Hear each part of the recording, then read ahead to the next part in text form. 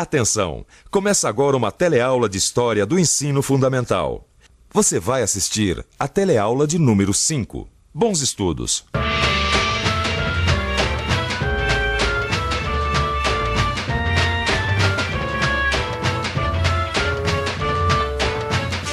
Você já tinha reparado como a gente gosta de cana? É açúcar, rapadura, garapa, cachaça, até carro. Afinal, o álcool combustível vem daqui, da cana-de-açúcar. Mas agora você deve estar querendo saber o que é que cana tem a ver com a história do Brasil, não é mesmo? Pois fique sabendo que quem deu o grande empurrão para o Brasil começar a sua história foi justamente a cana-de-açúcar. É isso que a gente vai ver na aula de hoje.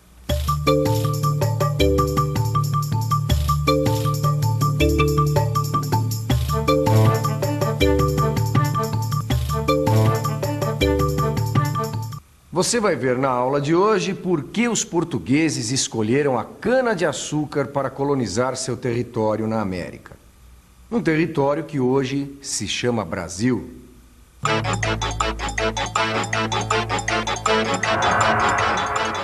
Hoje o Brasil é assim, mas no tempo em que os portugueses chegaram aqui, nem se falava em Brasil.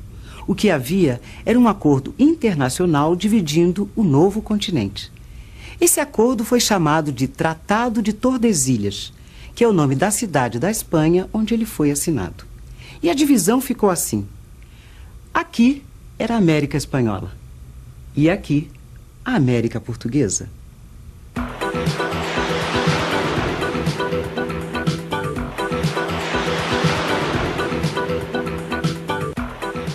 Portugal e Espanha eram as grandes potências econômicas daquela época. Por isso mesmo eram grandes rivais. E para eles, o Novo Mundo era, antes de qualquer coisa, uma fonte de riquezas. Os espanhóis avançaram para o interior atrás de ouro e prata. Os portugueses se instalaram no litoral. Foi ali que começou uma forma muito particular de comércio entre portugueses e índios tupinambás, o escambo. O que primeiro chamou a atenção dos portugueses nessas novas terras foi o pau-brasil, uma madeira muito valorizada na Europa, porque servia para tingir tecidos. Pau-brasil, árvore muito cobiçada na época dos descobrimentos, era utilizada para fazer tintura de tecidos. Para ter acesso a essa madeira, os portugueses fizeram alianças com diferentes povos indígenas. Os índios cortavam as árvores e transportavam o pau-brasil até o litoral. Em troca, recebiam dos portugueses utensílios de ferro para agricultura, tecidos, espelhos, miçangas, entre outros artigos.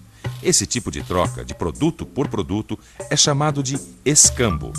Em muitos momentos, os portugueses usaram elementos da organização social dos povos nativos em benefício próprio. A guerra constituía um dos elementos centrais da organização social dos Tupinambá. Era através dela que os grupos se situavam melhor no tempo e no espaço. Uma outra característica que deve ser salientado é a questão das alianças que as guerras proporcionavam. E isso vai ser, com a chegada dos europeus, uma das chaves da penetração da dominação europeia nessa região da América. Justamente porque os índios vão se interessar em fazer alianças com os europeus, que eles ofereciam vantagens imediatas sobre o inimigo tradicional, e para os europeus, em contrapartida, ficou muito claro que não bastava entrar, invadir, matar, e sim, seria necessário antes, para conseguir os seus objetivos, entrar nesse circuito de alianças e de guerra indígena. Os franceses queriam entrar a qualquer custo no negócio do pau-brasil. Eles não davam a menor bola para o acordo que dividia o Novo Mundo entre portugueses e espanhóis. Em pouco tempo, a maré ficou favorável para os franceses. E os portugueses perceberam que, se não ocupassem para valer a sua parte da América, o tempo ia fechar. Lembra da cana?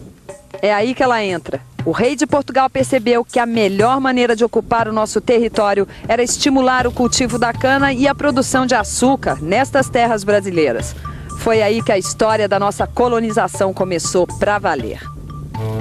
Os portugueses escolheram a cana porque eles sabiam que dava lucro. Eles já tinham experiência no ramo. Foi com a cana que eles colonizaram suas ilhas perto da costa africana. Mão de obra não era problema. Além dos índios nativos na colônia, os portugueses tinham outra fonte. Eles sabiam se aproveitar dos conflitos entre as tribos africanas. Lá também se praticava o escambo. Só que em vez de madeira, a mercadoria que eles levavam em seus navios era humana. Esse modelo econômico, baseado em grandes lavouras de cana tocadas à base de mão de obra escrava, foi importado com sucesso para a América.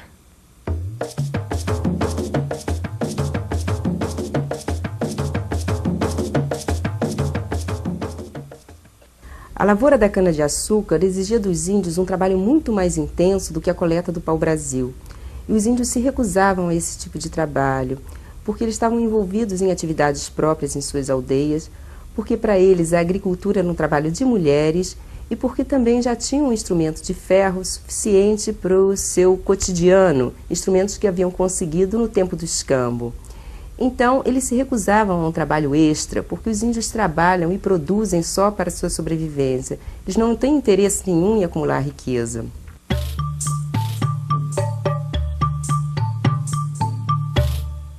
Só os índios não deram conta da quantidade de trabalho nos canaviais. Nos engenhos ou nas missões, eles morriam aos milhares por causa das doenças trazidas pelos europeus. Os grupos de indígenas que conseguiam escapar disso, quer dizer, que não haviam sido convertidos ao cristianismo, nem sido escravizados nos engenhos, esses grupos começaram a se retirar para o interior do país. Alguns desses grupos, ou muitos desses grupos, habitam hoje a Amazônia. No século XVI, eles viviam no litoral do continente. No final do século XVI, os engenhos já davam grandes lucros com a produção de açúcar. Enquanto isso, os jesuítas exigiam atitudes das autoridades coloniais para acabar de vez com a escravidão indígena. O contexto era perfeito para que o tráfico de escravos africanos, que ainda pequeno, se transformasse em mais uma grande fonte de lucro para o comércio colonial português. Foi assim que a onda mercantil e escravista firmou no litoral da América Portuguesa. A região Nordeste foi o ponto de partida do nosso Brasil de hoje. As cidades de Recife e Salvador se tornaram portos importantes para a exportação do açúcar. Era ali também que chegavam os escravos africanos e os produtos europeus. Todo esse comércio era canalizado para Lisboa. Dali, o açúcar brasileiro era redistribuído para toda a Europa.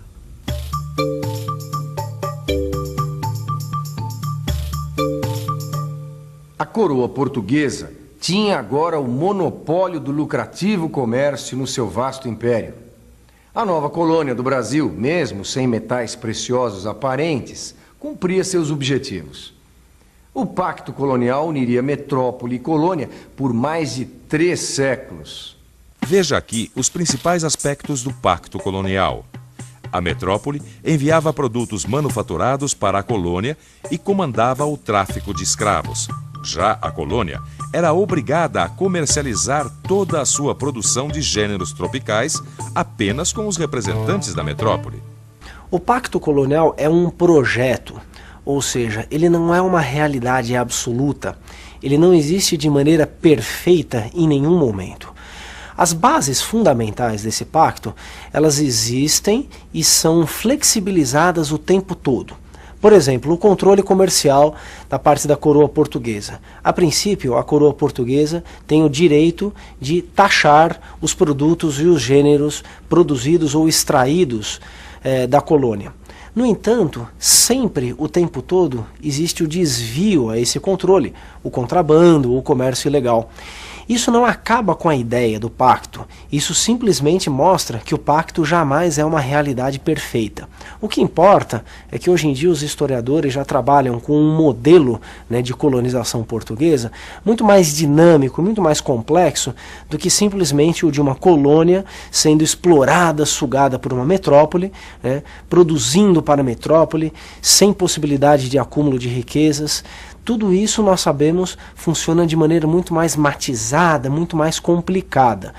Mesmo assim, Hoje em dia ninguém nega que, claro, exista uma relação entre colônia e metrópole, portanto uma relação de dominação. Repito, o pacto é um projeto, ele é um modelo que não existe de maneira perfeita na realidade histórica. Naquela época dos primeiros anos da colonização, a cana era beneficiada para fazer quase as mesmas coisas que a gente faz hoje numa usina como essa: cachaça, melaço, rapadura e açúcar.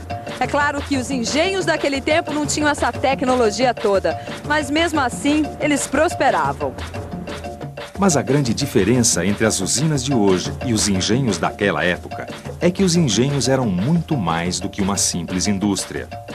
O engenho não era apenas o local de trabalho. Ele era o centro da convivência social. O lugar da casa grande e da senzala onde os senhores e os escravos conviviam.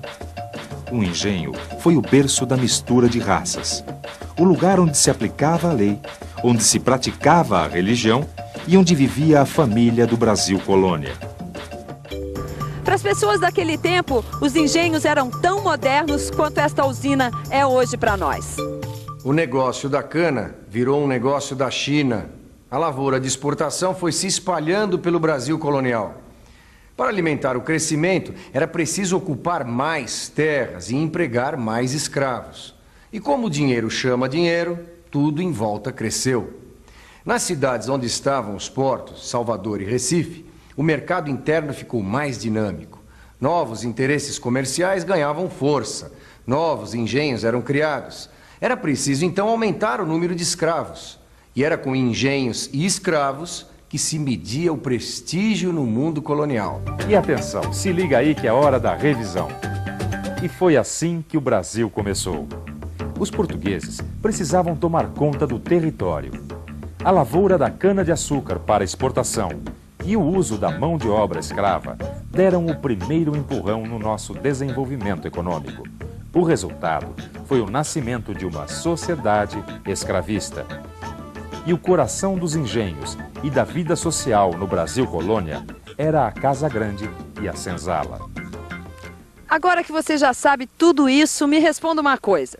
Se naquela época a escravidão já tinha praticamente acabado na Europa, por que ela voltou a aparecer com tanta força na América colonial? Essa fica para você pensar. Até a próxima aula.